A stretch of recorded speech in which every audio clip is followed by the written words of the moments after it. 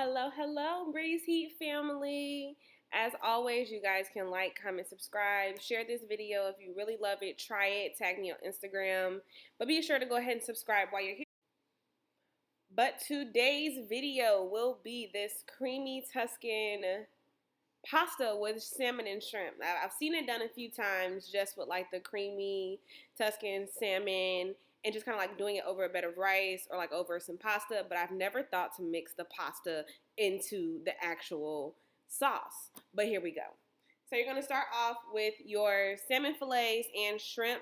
If you can use fresh, amazing. If not, frozen won't hurt anybody. I just use fresh ingredients because there's a seafood market near my house. So you're going to go ahead and get that seasoned with 1 tablespoon of garlic powder, onion powder, Creole seasoning, as well as paprika. Season both sides. Be sure to get it well seasoned. And what you're going to do is pat your salmon as well as your shrimp. Be sure to wash your hands in between like each protein to avoid any cross-contamination or anything like that. You want to stay safe out here in these streets, y'all. Okay, go ahead and get that pasta water ready. Salt that pasta water. I probably won't be making the pasta on camera because just follow the instructions on the back. Go ahead and if you do have a cast iron, in a hot skillet, heat that with oil on a like medium to high heat and get your salmon into there. Allow it to cook depending on how high your temps are or how crunchy you like it. I like mine with a little bit of crunch on it personally. So mine is kind of on like a medium high, but you'll see I turned it down just to make sure that the other side wouldn't burn as quick as this side, because you do still need it to cook inside while it's getting a nice crisp on the outside. But if it's too hot, it'll only burn the outside and it won't actually cook the inside. So once your salmon is about like 85% done, what you're going to do is take it off and then go ahead in the same exact pan with those nice salmon juices in there, add your shrimp. And you're going to get your shrimp in there. I let my shrimp cook for about 2 minutes on each side just because the pan was a little hot. And a lot of people tend to overcook shrimp. So if you really need a max time on any uncooked shrimp, I would say max 3 to 4 minutes on each side. I like to flip mine individually just to ensure that everything is being cooked at the exact same time. Sometimes when you kind of like mix it around and everything, some of them get flipped, some of them don't. So if you just take a little bit of time and just actually flip them all, you'll be able to get this nice crunch evenness on every single piece. Once your shrimp are done, cook those all the way because you'll just be placing those on top. They won't be going back into the sauce to cook. You're going to take them and put them on a plate to the side. And you're going to get ready with your next ingredients.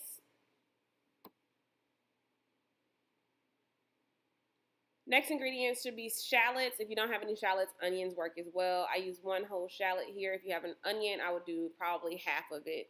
I'm going to add some garlic in there as well. In the beginning of this clip, I turned down the heat because garlic does burn pretty fast, and burnt garlic just tastes gross and smells bad too. So you want to make sure that your pan isn't too hot and you're just getting the right amount of doneness in there. So next you're going to see me add in those cherry tomatoes. I chopped them in half. If you like them whole, you can do that. It's your world. We just living in it. You know, add some salt and some pepper to that just so that those tomatoes have a bit of flavor and they're not just super bland when you're cooking them. I love this aroma. It smelled really, really, really good. So I think I might be trying this little recipe, or those 3 things at least, and something else you'll see in the future. Next, I added 2 of the 4-ounce heavy whipping creams and allowed it to cook thoroughly. There's the second one. This is for probably, I would say, half a box of pasta. So if you have like a bigger box, go ahead and adjust the measurements accordingly. As always, the ingredients as well as the measurements will all be listed below. You're going to allow this to cook for about, I would say, like 4 to 5 minutes, but be sure to keep your eye on it because heavy whipping cream can like boil over and create an entire mess. So make sure it's not up too high. You're going to add the rest of the seasonings that you had from your salmon and shrimp into that. If not, you can go ahead and add, if you already used all of your seasoning, it's not the end of the world, guys. Just add more seasonings into there to taste because heavy whipping cream can be kind of bland. So as you can see what I'm saying, it is starting to bubble up a little bit. So I'm going to go ahead and add that paprika. Paprika is for nothing but color. So if you don't have any, it's totally fine. What I did was just keep mixing that paprika in there pretty well. You want it to be all in there, and then it kind of turns it like a darker brown. like a tan, kind of. And once you see the heavy whipping cream pretty much like start to thicken, I added my spinach in probably with like 5 to 10 minutes left at max, just because you want that spinach to get done, but you also want to add your salmon in at the end. You're going to go ahead and let that cook in. And some people might be like, oh my God, that's so much spinach. But if you know spinach, you know that this is not, it may look like a lot, but it's not. I really just went with 2 handfuls. You can put your desired amount. If you like extra spinach, add some more. If you don't like that much spinach, you don't got to add it at all, for real. Like I said, it's your world. We just living in it. Once that is done, what you're going to go ahead and do is add in a little bit of Parmesan cheese.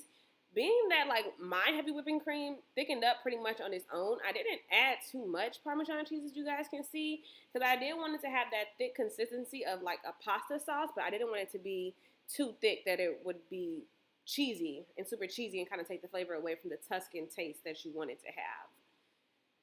So if you're a person that likes a bunch of cheese, add more cheese. If you're like me, you don't really like cheese like that, don't add it. My camera turned off for some reason, but what you're going to do is once you add that cheese in, mix it around, add your salmon in for the next 5 minutes to allow it to finish cooking.